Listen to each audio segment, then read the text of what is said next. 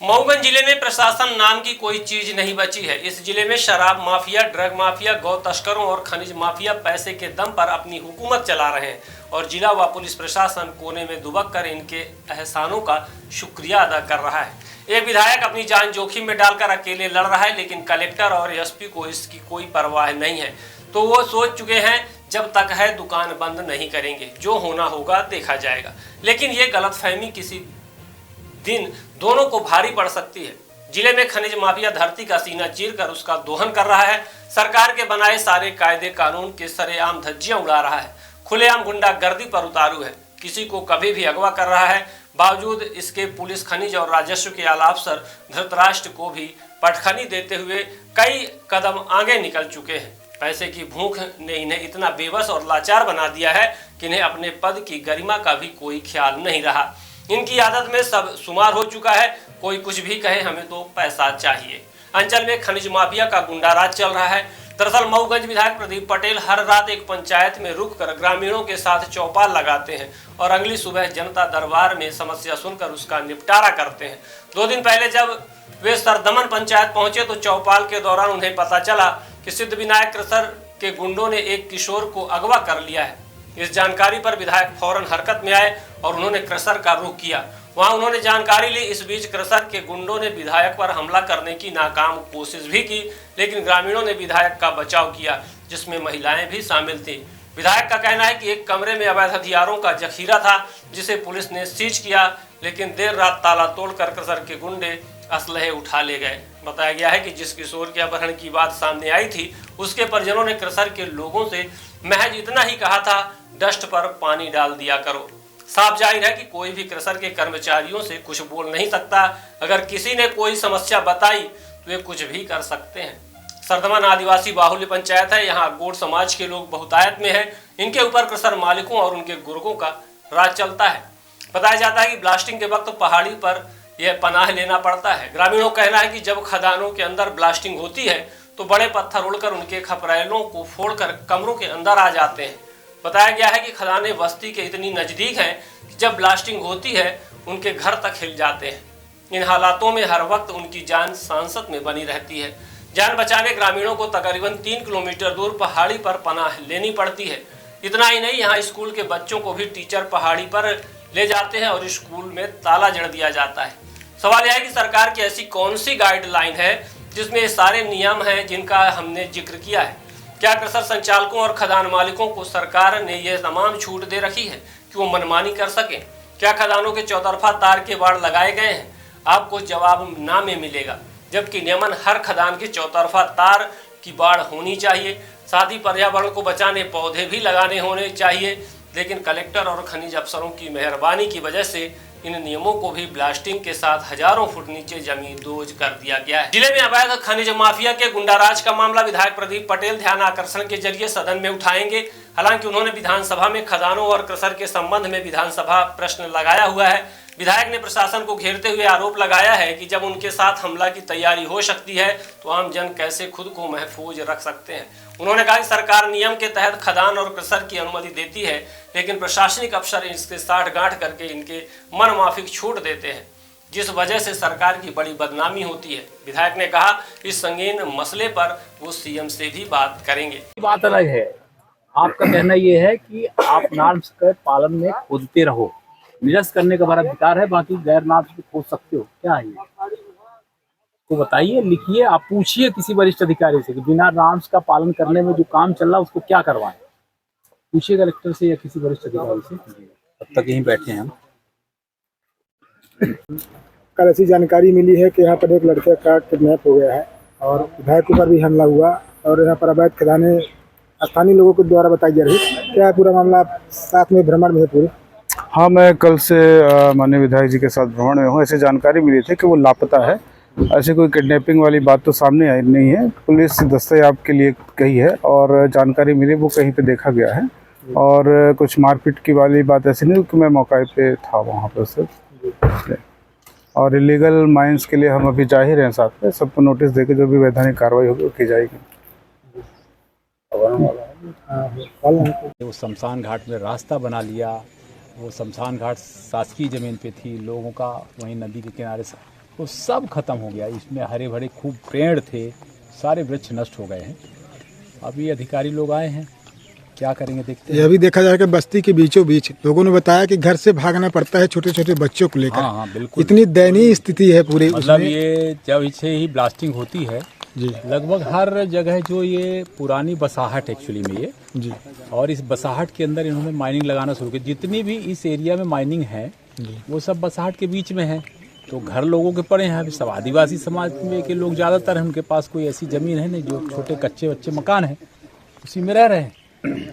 अब घर फूट रहे हैं, माइनिंग होती है तो भरी दोपहरी में अगर माइनिंग ब्लास्टिंग करते हैं तो 3-3 घंटे धूप में लोग बात 4 किलोमीटर दूर भाग करके पहाड़ में, आपने देखा होगा, वहाँ बच्चों को खड़ा करते हैं, जो बहुत शर्मनाक है और ये बर्दाश्त करने योग्य नहीं है। सबसे बड़ी जो दिक्कत अभी सामने निकल के आई है कि एक आदिवासी परिवार के बालक को किसी के सर संचालक ने अगवा कर लिया। हाँ। 5 दिन से उसका पता नहीं लग रहा है। उसने विरोध किया कि जो डस्ट आप उड़ा रहे हो तो उसमें आप पानी डाल दो। इस बात के लिए किसी को अगवा कर लिया जाए तो इसको लेकर आप ये क्या? बिल्कुल गलत है। और उसमें कल रात को ही मेरे संज्ञान में आया, मैं वहाँ ऑफिस में गया, वहाँ कुछ गुंडे इकट्ठा हो गए, तो मुझे लगा कि मेरे ही गुंडे बुला लिए मेरे लिए ही, जबकि अपन तो केवल उनको बताने गए थे, समझाने गए थे कि भाई इस तरह नहीं करना है, मगर गुंडे बुला लिए। वहाँ पर हमारे पंचायत का टैंकर लोगों को नहीं मिल रहा है, जी वो टैंकर का उपयोग कर रहे हैं। बगल में दामोदरगढ़ उसका टैंकर खड़ा पाया गया। जिन गाड़ियों से अवैध गुंडे आए वो गाड़ियों को पुलिस ने जब्त कर लिए, चाबी लेके। फिर वो कमरे के अंदर अवैध हथियार जो थे उसको पुलिस ने ताला बंद कर दिया, मगर रात को 2 बजे ये पूरा तोड़ ताड़ के सब अवैध अधिकार लेके चले गए। तो इस तरह का यहाँ वातावरण बना रहे हैं। जब मेरे जैसे व्यक्ति को माने मारने के लिए वो आ सकते हैं रात को, तो स्वाभाविक है कि यहाँ की गरीब जनता परेशान होगी। मगर पुलिस प्रशासन समय रहते यहाँ रात को आ गए थे, 10-11 बजे पुलिस आ गई थी, फोर्स आ गई थी मुख्यालय से और सब जगह से। और फिर 12 बजे के अंदर वो जो वहाँ पे गुंडे पकड़ गए थे उनको सबको ले गए। तो इसलिए ये जो गुंडागर्दी का माहौल करके माइनिंग खदान का काम चलाना ये गलत है, ये हमारी शासन की छवि को नुकसान करता है, इसलिए हम इसमें कार्रवाई चाहते हैं। नहीं तो दूसरी बात यह है कि स्थानीय लोगों ने ये बताया कि कई बार जिला कलेक्ट्रेट कार्यालय, चूँकि यहाँ पे कलेक्टर खनिज विभाग का ऑफिस नहीं है, तो कलेक्टर के पास शिकायत किए। और मऊगंज जिला में देखा गया कि खदान संचालक द्वारा जो है तो मंदिर की जमीन को, पूरा प्राचीन मंदिर को ही ध्वस्त कर दिया गया। उसकी शिकायत हुई, शिकायत लेने के बाद कार्रवाई कुछ नहीं होती, तो इसके लिए क्या कहेंगे सर आप? अब देखिए, मैं ऊपर भी बात करूंगा और प्रशासनिक लोगों की कमियों की वजह से ही थोड़ा सा छवि खराब होती है। जी तो प्रशासन के लोगों को संज्ञान में आने वाले पर तुरंत कार्रवाई करना। जैसे मेरे पास, मैं यहाँ पे रात विश्राम करता हूँ, जी तो कल मैं सरदमन आया, जैसे ही शाम को पहुंचा और एक जगह गांव के लोगों की चौपाल इकट्ठा कर रहा था, उसी बीच मेरे को जानकारी आई। तो मैं रात को ही किसी आदमी का अपहरण हो जाए और मैं चौपाल करूं और चिंता ना करूं, ऐसा तो हो नहीं सकता। मैं तुरंत चिंता किया, ऑफिस के लोगों से बुला करके पूछने के लिए, जो हमारे चौकी के इंचार्ज थे उनको बुला करके, और फिर हमने कहा भाई पकड़ धकड़ करो, पूछताछ करो, जल्दी वो कहीं कोई बड़ी घटना ना हो जाए। जी तो उसी तारतम्य में हम गए, पता चला कि वो तो गुंडों को इकट्ठा कर लिए। जी तो इसलिए यहाँ जो प्रशासनिक रूप से जो कार्रवाई होनी चाहिए उसकी ज़रूरत है। और मैं आज यहाँ चौपाल दिन को लगा है, कम से कम मेरे पास 70-80 आवेदन अभी तक आ चुके हैं और 70-80 आवेदन केवल और केवल अवैध माइनिंग के हैं। माइनिंग की गुंडागर्दी के हैं, माइनिंग से खेत नुकसान होने वाले, माइनिंग से बच्चों की दुर्घटना होने वाले। अब आपने देखा ना, जी स्कूल की बिल्डिंग में माइनिंग का पत्थर तोड़ करके उस पार घुस गया। जी शिक्षक ने बताया आपको कि जब ये माइनिंग होती है, इनका विस्फोट होता है, तो मैं बच्चों को ले करके और सड़क के उस पार जो पहाड़ है वहाँ पे ले करके 3 घंटे के लिए चला जाता हूँ। तो सोचिए, स्कूल बंद करनी पड़ती है। तो ये प्रशासनिक लापरवाही का मैटर है, ये शासन की छवि को खराब करने वाला है और इसलिए प्रशासनिक कंट्रोल बहुत ज़रूरी है। हमारी सरकार अच्छा काम करना चाहती है। हमारी सरकार ने नियम बनाए हैं कि माइनिंग के चारों तरफ वृक्षारोपण होगा, माइनिंग के चारों तरफ फेंसिंग होगी, माइनिंग का जब आप विस्फोट करते हैं तो उस वक्त रेत की बोरियां लगाएंगे। तो हमारी सरकार ने सारे नियम बहुत व्यवस्थित ढंग से बनाए। तो सरकार के नियम का पालन नहीं करने के कारण ये दिक्कतें हो रही हैं। मुझे लगता है कि ये प्रशासनिक लोगों को सारे नियम का पालन करना चाहिए। आज माइनिंग ऑफिसर भी हैं, आज फॉरेस्ट के भी हैं जो ये देख रहे हैं, आज एसडीएम भी हैं, तहसीलदार भी हैं, आरआई भी हैं, पटवारी भी हैं, हमारे पोल्यूशन कंट्रोल बोर्ड के सब लोग हैं, और इसलिए सब लोग अपनी आँख से देखे हैं। मुझे लगता है इसमें तत्काल कोई ना कोई कार्रवाई करेंगे। आपके ही सरकार में भी परिवहन घोटाला पकड़ा गया है और यहाँ की हालत देख कर लगता है कि परिवहन घोटाला से भी बड़ा घोटाला है। इस पर क्या आप प्रतिक्रिया? लोग जी जितने घोटाले उजागर करेंगे जी सरकार के लिए कार्रवाई करने में उतना अच्छा रहेगा। हम तो चाहते हैं कि आप लोग सब पूरी जनता के बीच में से और कहीं जो भी गड़बड़ियां हों उसको निकाल करके शासन के सामने, प्रशासन के सामने, हमारे सामने रखें, और जितना अच्छा से अच्छा काम अपन मिल करके कर सकते हैं करेंगे। आगे विधानसभा सत्र शुरू होने वाला है, क्या उसमें मुद्दा यहाँ के जिले की बस्ती को बारे में उठाया जाएगा? मैं वहाँ जा करके जी वो विधानसभा सत्र बजट सत्र है जी और मैं अब तो क्वेश्चन लग नहीं सकते, मगर ध्यानाकर्षण में जी हम प्रयास करेंगे। अगर ध्यानाकर्षण शून्यकाल में मैटर आ सकता है तो मैं दूंगा, अगर मेरी ग्राह्यता हो जाएगी तो उसको रखेंगे।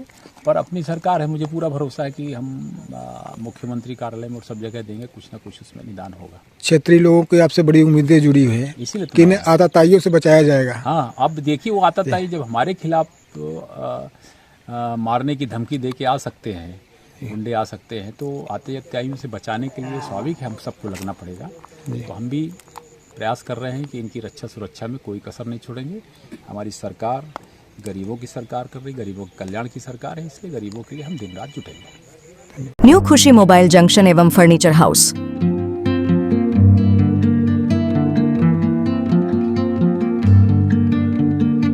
खरीदे सब कुछ एक ही जगह पर आसान सी किश्तों में। न्यू खुशी मोबाइल जंक्शन एवं फर्नीचर हाउस में मोबाइल, सोफा, बेड, अलमारी, बक्सा, पेटी, सिंगारदानी, TV, fridge, AC, washing machine, शादी का संपूर्ण सामान एक ही जगह में उपलब्ध है। हमारे यहाँ 0% फाइनेंस की सुविधा उपलब्ध है और 5 मिनट में कहीं के भी आधार कार्ड से आप फाइनेंस करवा सकते हैं। शादी का संपूर्ण इलेक्ट्रॉनिक और फर्नीचर सामान खरीदने पर पाए भारी छूट और सुनिश्चित उपहार। हमारे यहाँ मेगा एक्सचेंज ऑफर में पुराने के बदले नए सामान उचित मूल्य में दिए जाते हैं। हमारा पता है न्यू खुशी मोबाइल जंक्शन एवं फर्नीचर हाउस, ढेखा तिराहा, रीवा। हमसे संपर्क करें 89 89 90 19 92 और 62 64 72 0 23 3 नंबर पर।